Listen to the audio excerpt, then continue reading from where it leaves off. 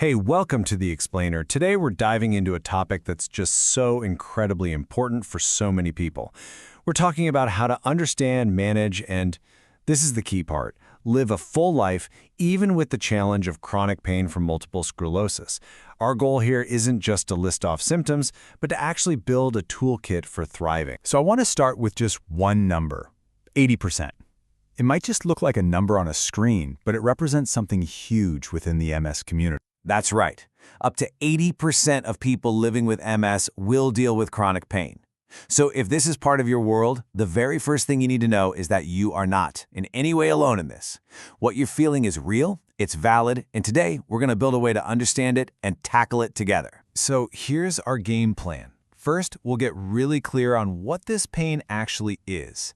Then we'll look at a really powerful new way to understand it.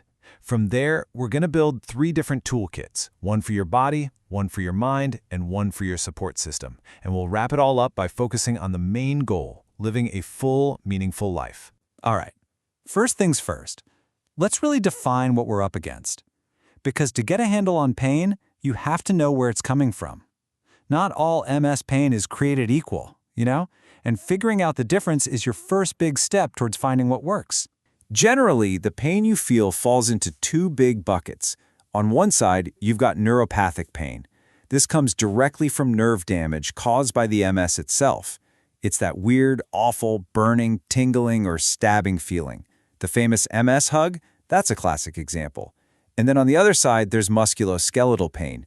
This is more of a secondary thing. It's from the strain on your muscles and joints because of changes in how you walk or hold yourself. This feels more like the back pain or hip pain anyone might get. Knowing which one you're dealing with is absolutely critical for finding the right treatment. And here's the thing, pain never exists on its own. It's usually caught in this nasty feedback loop. Being super fatigued makes the pain worse, but the pain itself keeps you from getting good sleep, which of course makes you more fatigued. It's a really tough cycle to break.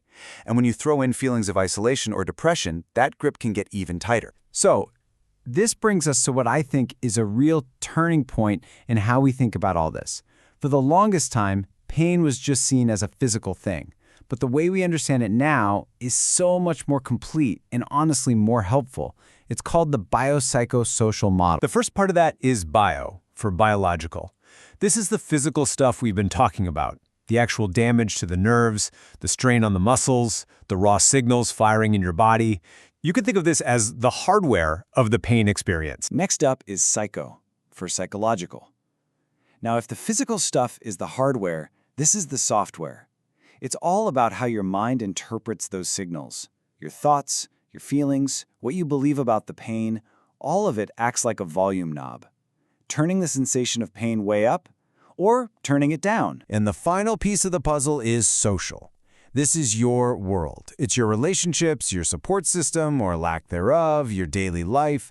Feeling connected and supported can act as a massive buffer against pain, while feeling all alone can make it feel 1,000 times more overwhelming. So you put all 3 of those pieces together and you get this huge aha moment.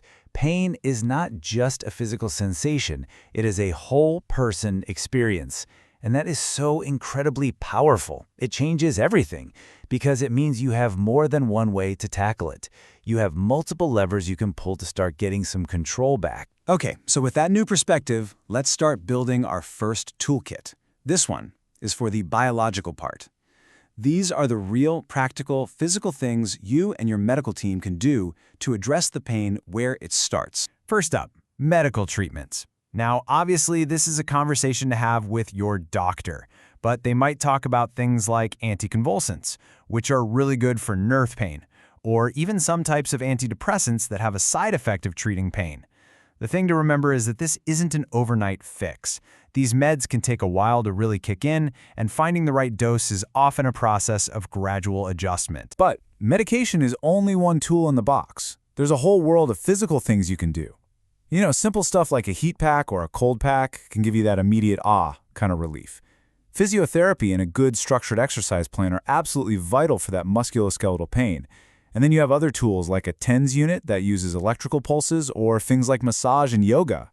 The secret sauce is usually finding your own personal combo of what works for you. All right, Let's move on to our second toolkit, the one that addresses the psychological part of that model.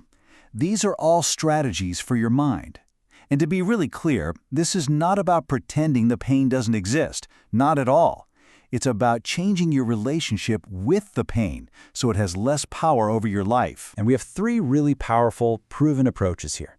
There's mindfulness, which helps you notice the pain without that automatic stressful reaction to it. There's cognitive behavioral therapy, or CBT, which helps you spot and change those unhelpful thought patterns. And then there's acceptance and commitment therapy, or ACT, which is all about living a life that feels meaningful to you, even when pain is along for the ride. Let's just break down CBT for a second to show you how practical it is. It's really a simple 3-step process.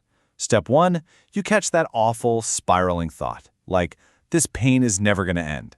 Step 2, you gently push back. You challenge it with a bit of logic, like, wait, is that 100% true?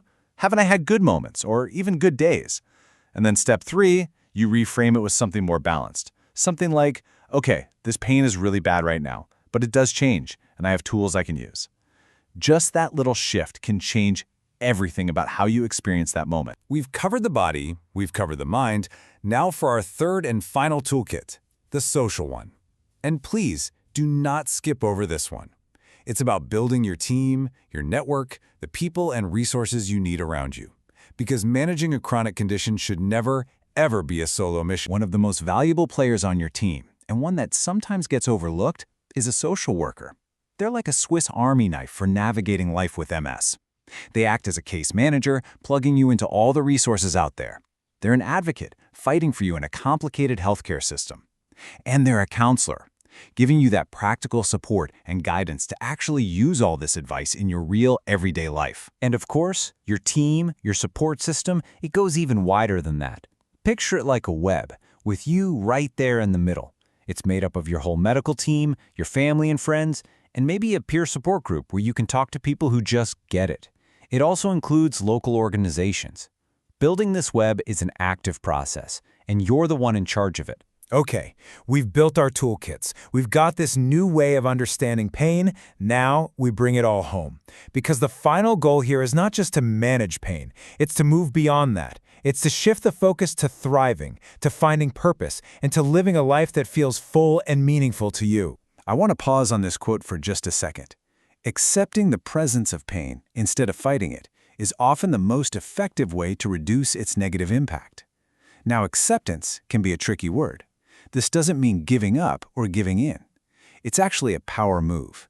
It's about stopping the endless, exhausting war with pain and redirecting all of that precious energy toward building the life you want to live. So what does that actually look like? Well, it means being an active participant, the CEO, really, of your own care.